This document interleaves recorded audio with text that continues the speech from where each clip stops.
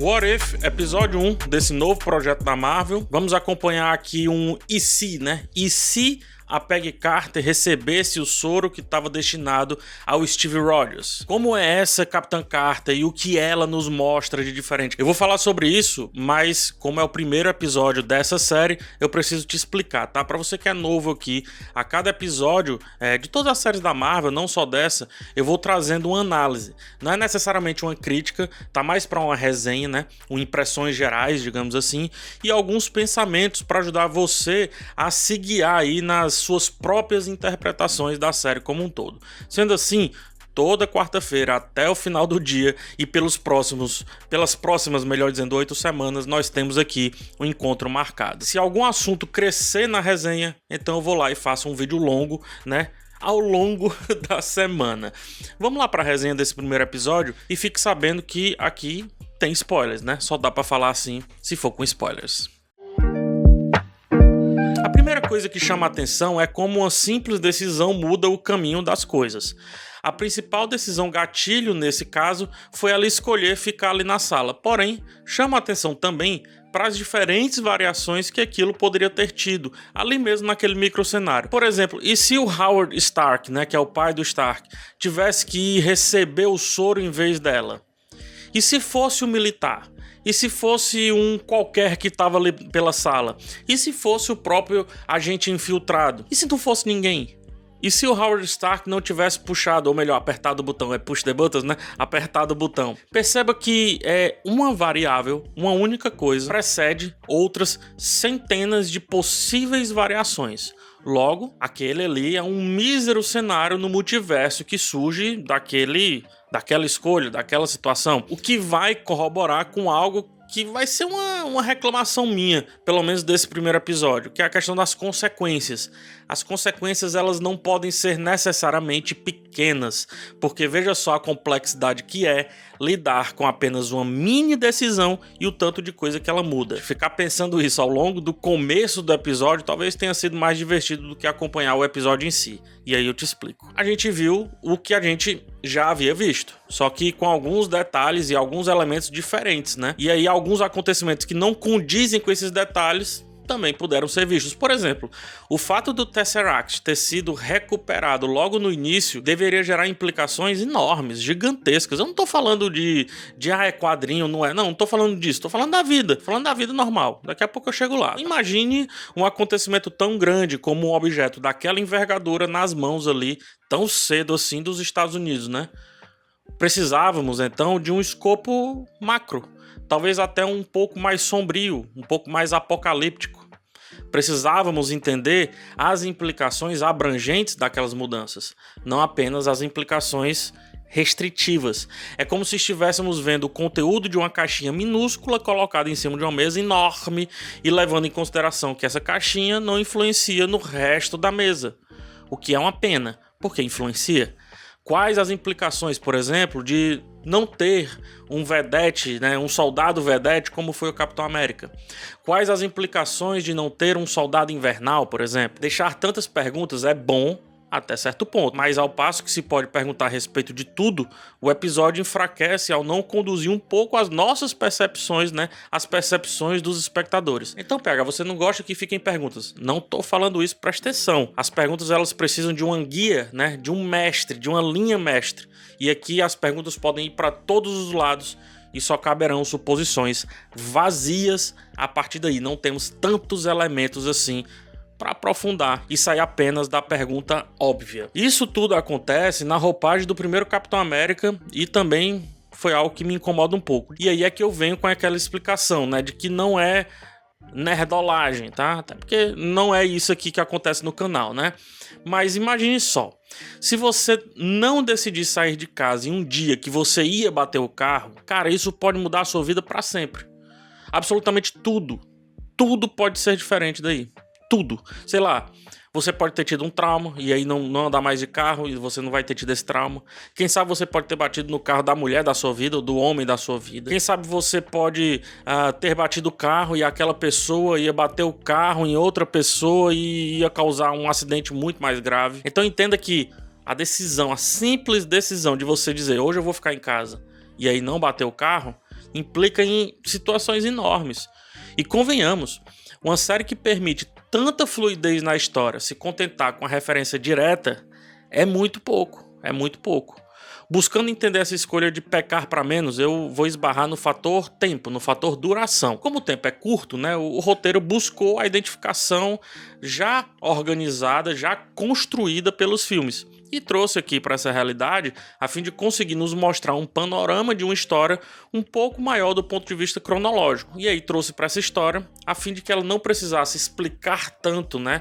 E aí os saltos temporais, as passagens de tempo, elas ficam menos marcadas. Em resumo, preferiu abordar diversos acontecimentos e, ao trazer os filmes como molde, conseguiu fazer esses grandes saltos temporais terem algum tipo de sentido. É uma justificativa. Eu não sei se é boa, mas é uma justificativa. Afinal, se essa foi a escolha dos roteiristas, né, nada impediria de simplesmente ignorar tudo de introdutório, por exemplo, e também se focar apenas em um recorte bem pequenininho que conseguiria fazer pensar a partir de um guia narrativo diferente, né, de um universo diferente, por aí vai. Exemplificando. Tira a introdução. Eu não preciso saber como que ela virou a Capitã Carter. Tira os finalmente, eu não preciso saber como que ela venceu. Pega só a missão dela salvando as pessoas. E faz com que essa missão responda um pouco do universo. E aí a gente saberia como que ela age, quais são os pensamentos dela, como que o mundo tá agindo ao redor dela e etc. Trazer os filmes é para fazer essa história parecer um mega escopo. E também para não parecer tão complicado assim, né? Que a gente sabe que... Enfim... Deixa pra lá. Vamos então ao que sobra, que é analisar os paralelos e tentar pensar em cima deles de uma maneira um pouco chula, né? Que é, por exemplo, ficar comparando Steve Rogers com o Peggy Carter de uma maneira extremamente direta. Enquanto o Rogers ele demora a entender o poder que tem em suas mãos, a Peggy Carter ela já quer a ação e ela quer resolver as coisas, seja sozinha, seja acompanhada. Só que vale dizer, na maioria dos casos, ela se dá melhor quando está sozinha, a não ser quando tem uma ou outra situação que ela é salva ali, né? Mas para fazer valer a presença do Hydra Stopper, né? Aquele exoesqueleto, né? A armadura do Steve Rogers, do que de fato é para fazer funcionar o roteiro. Eu até me pergunto da necessidade de trazer o Steve Rogers tão para frente aqui dessa trama, tão para frente. Se a ideia era deturpar o original, por que fazer o original ser tão presente assim? A Peggy Carter se diverte um pouco mais do que o Steve Rogers com o poder que tem nas mãos. Na primeira ação dela, ela destrói um veículo, sorri e diz, tá, vamos lá tentar novamente, né? Vamos ver o que dá.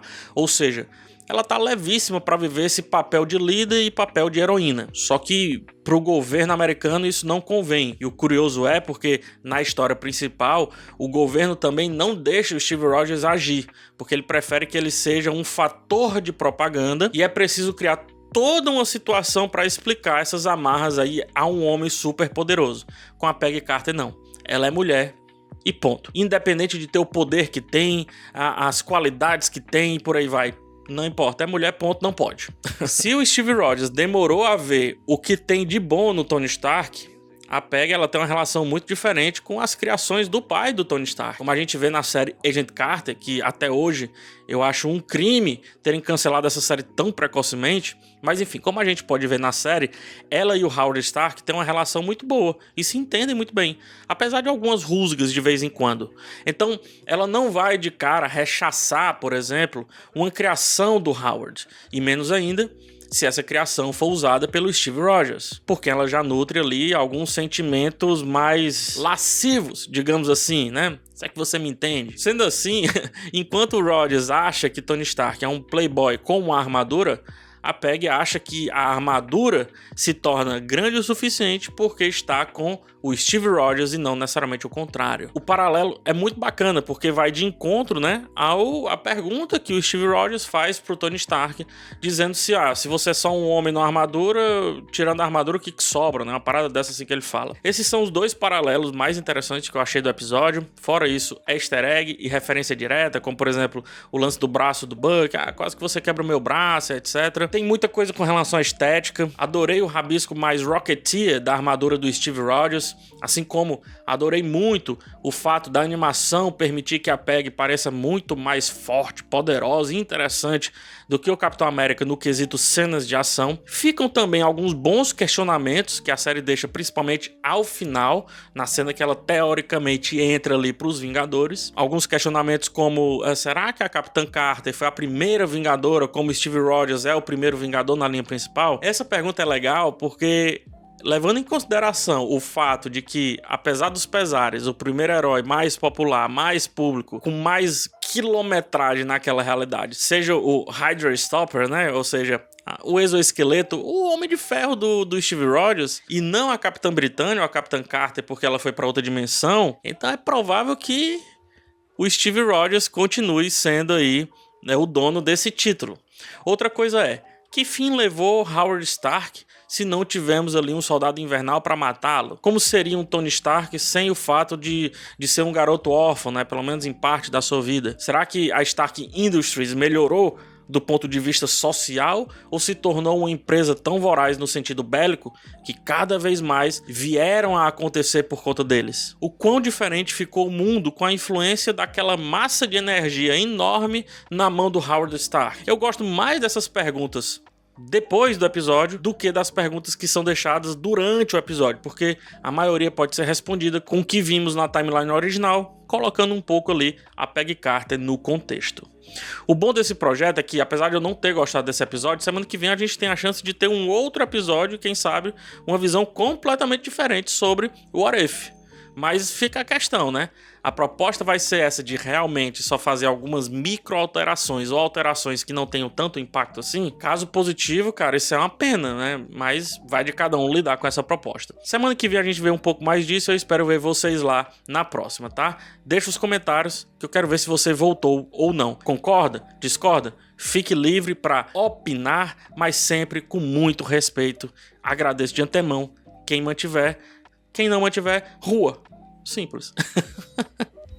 Obrigado por chegar até o final. Verifique se você está inscrito. Peço também um like para ajudar na divulgação e finalmente uma olhada no botão de Seja Membro. Lá tem 2 planos com preços bem baixos, mas que influenciam bastante para que eu continue esse trabalho. Um forte abraço em vocês, até o próximo vídeo e tchau.